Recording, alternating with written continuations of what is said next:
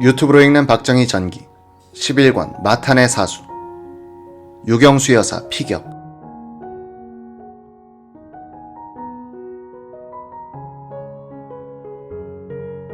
박 대통령은 여름엔 열흘 정도 휴가를 보냈다. 진해 해군 기지 내에 공관을 썼다. 박 대통령은 낮에는 진해만의 저도란 섬에 가서 쉬다가 진해로 돌아오곤 했다.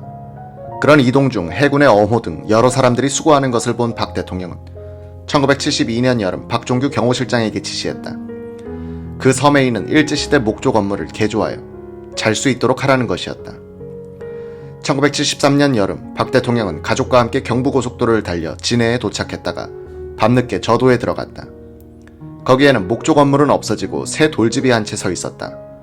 일반 주택 정도의 크기로서 호화주택 수준은 아니었다. 박 대통령은 새 집을 한 바퀴 둘러보더니 실장을 불러라 라고 했다. 그는 박 경호실장이 나타나자 꾸중을 시작했다. 집수리 하라고 했지 누가 새로 지으라고 했어. 너는 뭘 시키면 꼭 이렇게 하더라. 집 내리지 마. 도로 나가자. 김정년 비서실장이 나서서 만류했다. 오늘 밤은 주무시고 가시죠. 진해 공관은 준비가 되어 있지 않습니다.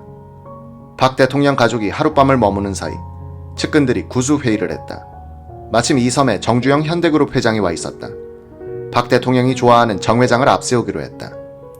다음날 박 대통령을 만난 정 회장은 카카 제가 새로 짓도록 했습니다. 돈이 많이 들지도 않았습니다. 라고 했다.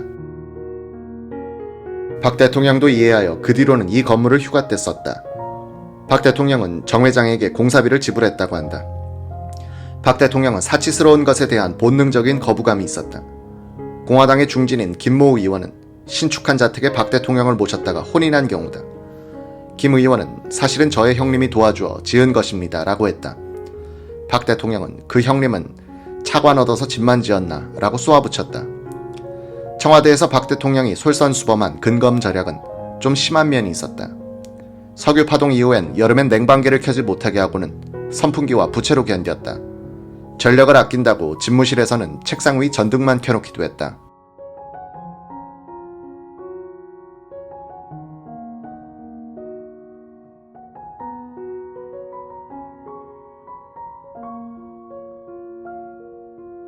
어둑어둑한 저녁 때 사람이 들어오면 박 대통령은 사람을 잘못 알아보고 누구야 라고 기웃거리기도 했다. 청와대 직원들도 겨울엔 난방기를 잘 틀어주지 않아 속옷을 두껍게 입고 더운 물과 커피를 자주 마시면서 추위와 싸웠다. 박 대통령과 유 여사는 1974년 7월 26일 금요일 휴가를 떠났다. 일행은 경부고속도로를 달려 추풍령 휴게소에 도착하여 점심을 먹었다. 진해 해군기지 내 대통령 공관에 이른 것은 오후 4시 50분. 해군 함정을 타고 저도별장에 도착한 것은 오후 5시 45분이었다. 다음날 박 대통령 일행은 옥포 지역을 함상 순시했다. 7월 28일 일요일 해운대에서 캠핑을 하고 난 지만군이 내려와 합류했다. 8월 2일 박 대통령은 청와대 출입기자들과 회견을 가졌다. 8월 4일 그는 함정을 타고 거제도 해금강 일대를 돌아봤다. 박 대통령은 8월 6일에는 해군 장병을 위한 오찬을 베풀었다. 8월 7일 박 대통령은 경부고속도로를 질주하여 오후 4시 35분에 청와대로 돌아왔다. 신직수 중앙정보부장이 서재로 박 대통령을 찾아와 1시간 40분간 보고했다. 이어서 김종필 총리가 오후 8시에 와서 늦은 업무 보고를 했다. 진해 저도에서 박 대통령 부부는 유달리 다정한 모습을 보였다. 가족 경호를 맡았던 이상열 수행과장은 이렇게 회고했다. 두 분이 손을 잡고 바닷가를 거니시는데 저는 뒤를 따라갔습니다. 그날따라 달빛이 환하게 비추는 거예요. 두 분이 팔짱을 끼고 걸어가고 나는 뒤에서 따라가는데 각하께서 황성 예터를 부르시더군요. 영부인도 따라 부르시는데 가사를 잘 모르시니 각하께서 리드하시고 그렇게 물가에 가시더니 두 분이 야호 하고 소리치시더라고요. 아, 동심으로 돌아가시는구나 하고 생각했습니다. 그곳에 한참 계시다가 돌아오셨어요. 돌아오시면서도 옛날 노래, 노란 샤스 등을 불렀습니다. 휴양 오셨을 때 그렇게 다정했던 모습은 처음이었습니다. 달빛도 있으니 얼마나 분위기가 좋아요.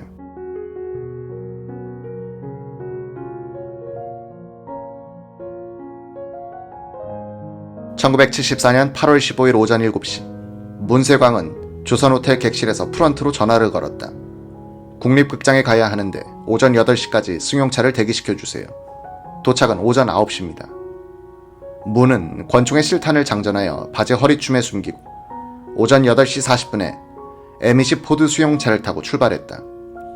그는 차중에서 운전기사에게 국립극장에 도착하면 내려서 문을 열어주세요라고 부탁하면서 10,000원권을 주었다. 문은 또 왼쪽 옆구리에 손을 넣어 숨겨둔 권총에 공이치기를 위로 올려놓았다. 언제라도 발사할 수 있게 한 것이다. 이것이 그의 결정적 실수가 된다. 정각 오전 9시 문세광을 태운 승용차는 국립극장 정문에서 검문을 받지 않고 들어가 극장 계단 아래에 도착했다. 운전기사는 차에서 내리더니 뒷문을 정중하게 열어주었다. 중절모를 쓴 문세광은 기사가 공손히 절을 하는 가운데 계단을 올라갔다. 문은 왼쪽 현관을 통해 극장 안으로 들어갔다. 아무도 검문하지 않았다. 당시 현관에는 대통령 선발 경호원 3명, 경찰관 8명이 근무 중이었다. 문은 비표도 없이 통과했다. 중절모를 쓰고 의수되는 그의 모습을 본 경호원들은 문을 고위 인사라고 생각하여 통과시켰던 것이다. 이들은 그 뒤 조사에서 3.1절 행사 때 외국인에 대한 경호를 너무 심하게 했다고 지적을 받았기 때문에 그날은 소극적으로 대했다고 변명했다. 극장 안으로 들어온 문은 1층과 2층 로비를 오고 가면서 저격의 기회를 노렸다. 그는 통로에 카펫이 깔려있는 것을 보고는 박 대통령이 지나갈 때 저격하려고 카펫 옆에 있는 의자에 앉았다. 그는 곧 생각을 바꿨다. 장시간 같은 장소에 머물다가는 경호원의 검문을 받을 우려가 있었기 때문이다. 경호원으로 보이는 10여 명이 한 곳에 모여 권총에 실탄을 장전하고 있었다. 문은 가만히 있으면 자신이 검문을 받을 것 같아서 먼저 경호원에게 다가가서는 우시로쿠 일본 대사와 스즈키 씨를 기다리는데 혹시 오지 않았느냐고 일본어로 말을 걸었다. 일본어를 모르는 경호원은 당황하여 잘 모르겠습니다 라고 했다. 문세광은 극장 로비는 여기뿐인가요? 라고 재차 일본어로 물었다. 경호원은 대충 2층에도 있습니다 라고 대답했다. 경호원은 문을 2층으로 친절하게 안내해 주었다. 문은 1층 로비에서 만나기로 했었지 하면서 1층으로 되돌아왔다. 경호원은 다른 간부 경호원에게 문을 인계했다. 경호원은 저분은 일본 대사를 기다리고 있다 라고 보고했다. 인계받은 경호관은 문을 보고는 의자에 앉아서 기다리라고 했다. 이윽고 박 대통령이 나타났다. 경호관은 문의 팔을 잡고는 기둥 뒤로 데리고 가서 서 있으라고 했다. 문은 박 대통령이 입장하는 것을 먼 발치에서 지켜보다가 약 10분 더 로비에서 머물렀다. 문은 다시 로비 근무자에게 다가가서 일본어로 대통령의 얼굴을 한번 보고 싶은데 들어가도 되겠느냐고 물었다. 일본어를 모르는 근무자는 문의 입장을 묵인하는 표정을 지었다. 문이 로비에서 극장 안으로 들어가려니 출입구 근무자가 비표를 달지 않은 그를 제지했다. 문은 로비 근무자를 가리키면서 저 사람이 들어가도 좋다고 이야기했다 라고 둘러댔다. 일본어를 모르는 출입구 근무자가 로비 근무자를 바라보니 그는 무표정이었다.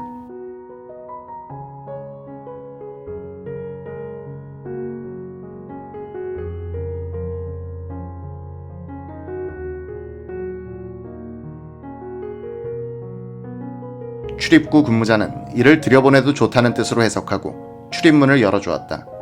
그는 극장 안으로 들어온 문을 안내하여 맨 뒷줄 오른쪽에서 3번째 자리에 앉혔다. 박 대통령은 연설 중이었다. 문세광은 국립극장 맨 뒷줄에 약 10분간 앉아 박 대통령의 연설을 듣고 있었다. 이윽고 그는 저격을 결심하고 허리춤에 질러두었던 권총을 뽑아 배 밑으로 옮기는 순간 젖혀두었던 공이치기가 격발되어 한 발이 발사됐다. 퍽 하는 소리를 내면서 총탄은 문의 왼쪽 허벅지를 관통했다. 이때 녹음 테이프를 들어보면 박 대통령의 연설 사이로 퍽 하는 소리가 잡히지만 연설은 계속됐다. 공교롭게도 이때 박 대통령은 북한 측에 대해서 불가침 조약을 제의하고 있었다. 나는 오늘 이 뜻깊은 자리를 빌어서 조국 통일은 반드시 평화적인 방법으로 이루어져야 한다는 것을 하는 순간 퍽 소리가 난다. 문은 허벅지에 오발을 하자마자 놀라서 복도에서 안으로 3번째 자리를 박차고 일어나 통로로 나와 연단을 향하여 뛰어갔다. 통로 쪽 자리엔 경찰관들이 앉아 있었으나 아무도 문을 제지하지 않았다.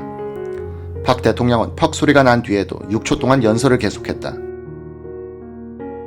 녹음 테이프를 들으면 박 대통령이 다시 한번 강조하면서 우리가 그동안 시종이라고 할 때 달려가는 문을 본 청중의 와 하는 함성과 함께 탕 하는 제2탄 발사음이 들린다.